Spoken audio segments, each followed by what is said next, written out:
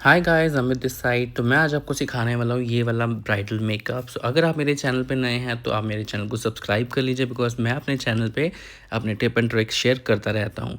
तो ये लुक मैंने कैसे क्रिएट किया है, तो चलिए शुरू करते हैं। तो सबसे पहले मैं लगा रहा हूँ एमरोलिसिस का skin toner. This is really good and very light weight.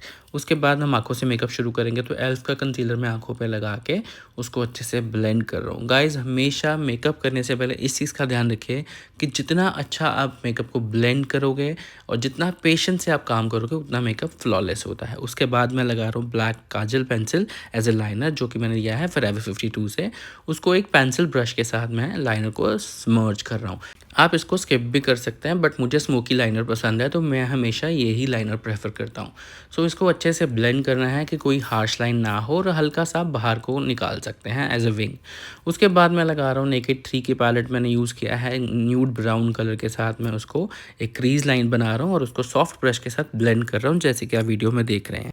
आपको बहुत अच्छा टिप देता हूँ, जब भी आपने आई मेकअप करना है, आपको ब्रश को जितना आप पीछे से पकड़ोगे, उतना ब्रश के ऊपर प्रेशर कम आएगा। अगर प्रेशर कम होगा तो आपकी ब्लेंडिंग परफेक्ट होगी और प्रोडक्ट एक ही जगह पे आके जम नहीं जाएगा। तो इस चीज़ का हमेशा ध्यान रखिए।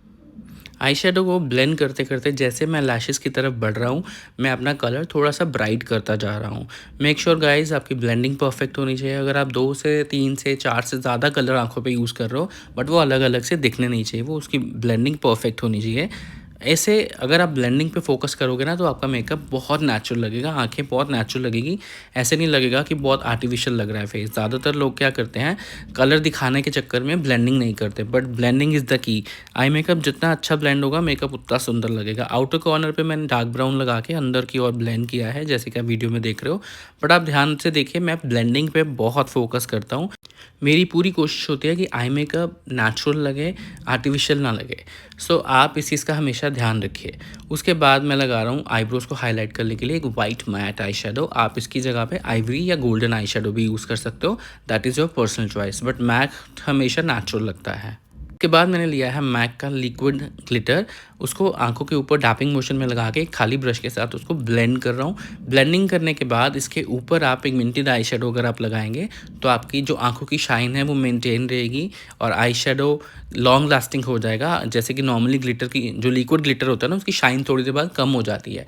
तो इसके लिए आपने क्या करना है, उसके ऊपर आप पिगमेंटेड आई शेडो लगाओगे सेम कलर का, जिससे आपकी शाइन भी मेंटेन रहेगी और आपका जो ग्लिटर आपने यूज़ किया है वो लॉन्ग लास्टिंग रहेगा।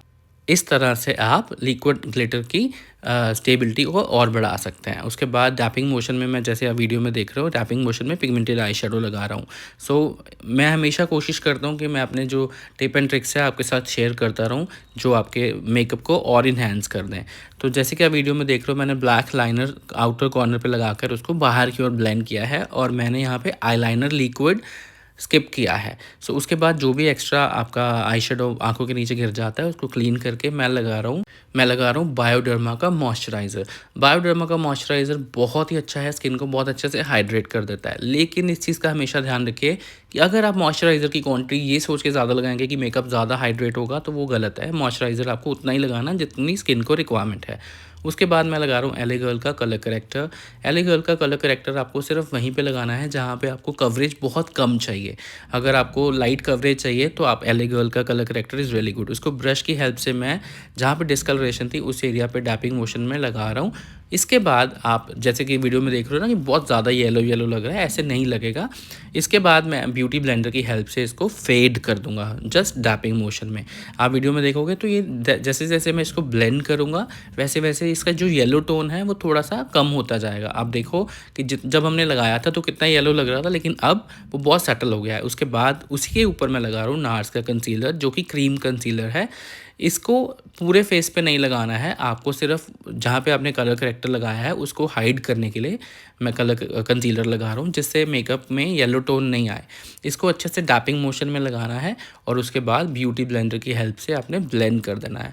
गाइस, हमेशा इस चीज़ का ध्यान रखिए, कंसीलर हो या फाउंडेशन हो, उसको पहले ब्रश के साथ सेट कर लीजिए, उसके बाद ब्यूटी ब्लेंडर की हेल्प से उसको स्किन के ऊपर मर्ज कर दीजिए। इस तरह से आपका मेकअप बहुत फ्लॉलेस लुक आएगी और आपको ऐसे नहीं लगेगा कि स्किन के ऊपर है फाउंडेशन।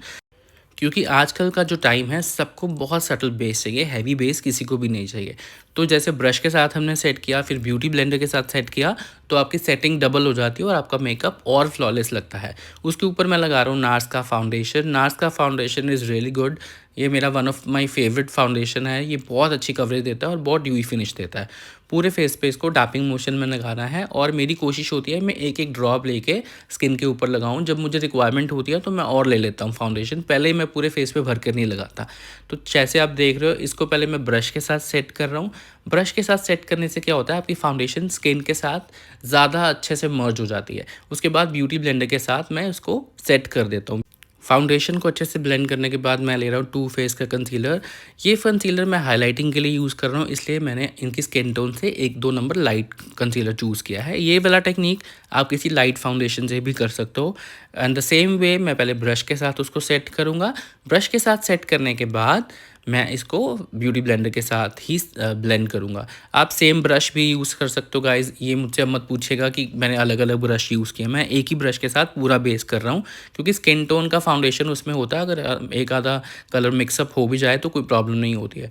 उसके बाद इसको अच्छे से ब्लेंड कर लेना है। Blending is the key guys. ये ना हो कि अगर आपने जो लाइट कंसीलर लगाया है उसकी लाइन्स अलग से दिख रही हों और जो फाउंडेशन लगाया है उसकी लाइन अलग से दिख रही हों। ऐसा नहीं करना है, आपको बहुत ध्यान रखना है ब्लेंडिंग करते हुए। जब ये फाउंडेशन और कंसीलर अच्छे से ब्लेंड हो जाएंगे तो फेस बहुत ब्राइट लगेगा। आप देखो आंखों के नीचे वाला एरिया कितना ब्राइट लग रहा है और स्किन टोन भी ब्राइट लगती है, जो कि क्लाइंट की रिक्वायरमेंट होती है। कोई भी नहीं चाहता कि मैं मेकअप में डार्क लगूं। तो ये वाले टेक्निक से आपका स्किन टोन भी ब्राइट लगती है और फेस आपका और ज़्यादा अच्छे शेप में दिखता है। इसको अच्छे से ब्लेंड करने के बाद मैं लगा रहा हूँ फॉरएवर 52 का contour. This is really good, but इसको बहुत ध्यान से यूज़ करना है क्योंकि इट्स वेरी हाई पिगमेंटेड। थोड़ा सा प्रोडक्ट लगा के उसको आपने ब्रश के साथ अच्छे से ब्लेंड कर लेना है और जब नोज़ पे लगाना है प्रोडक्ट की क्वांटिटी बहुत कम रखनी है।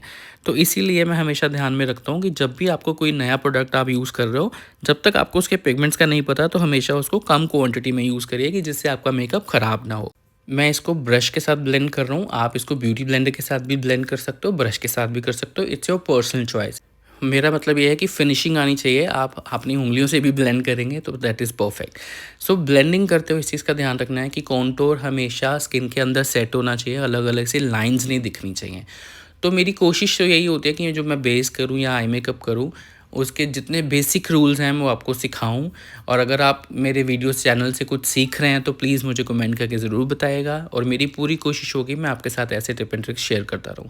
फाउंडेशन को सेट करने के लिए मैं यूज़ कर रहा हूँ 1 साइज़ का loose powder. This is really good. ये एंटी स्वेट है, बहुत ज़्यादा अच्छी कवरेज भी देता है और सबसे बड़ी बात क्या है, आपके मेकअप को लॉन्ग लास्टिंग बना देता है। पाउडर को पूरे फेस पे अच्छे से लगाना है गाइस। इस चीज़ का ध्यान रखिए, अगर आपने पाउडर कम लगाया तो आपका मेकअप स्टे नहीं करेगा। अगर आपने पाउडर ज़्यादा लगाया तो मेकअप आपका केकी हो सकता है। तो पाउडर की राइट क्वांटिटी होना बहुत ज़रूरी है। उसके बाद मैं लगा रहा हूँ bronzer. This is from MAC. ये बहुत ही अच्छा है।